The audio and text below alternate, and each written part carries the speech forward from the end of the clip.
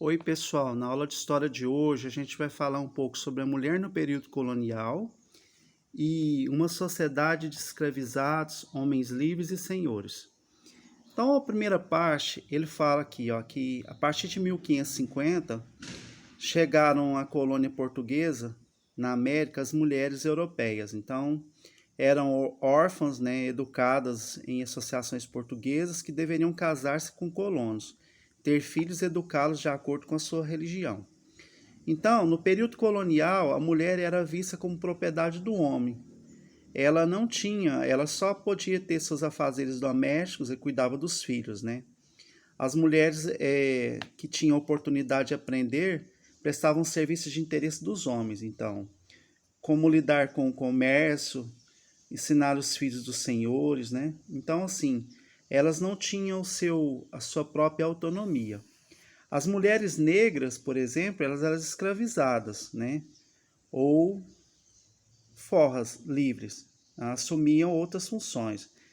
Era comum no cotidiano das vilas, cidades coloniais, a presença de mulheres no pequeno comércio, como vendeiras, né?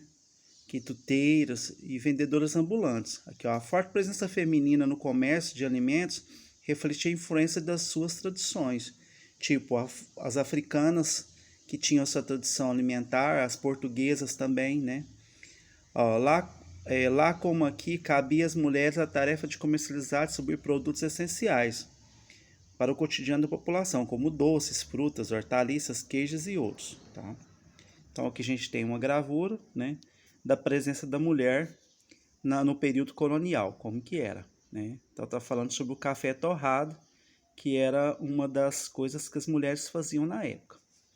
Agora, em relação à sociedade de escravizados, é, a gente tem o conflito entre os interesses dos indígenas e dos colonos europeus que passaram a ocupar o território. A gente já comentou sobre isso, que no começo os índios eles resistiram muito, né? Aí o que, que aconteceu? No período colonial, a expansão das plantações levou à expulsão dos indígenas de suas terras. Os indígenas, então, assim como os africanos trazidos para a América, passaram a ser utilizados como mão de obra escrava.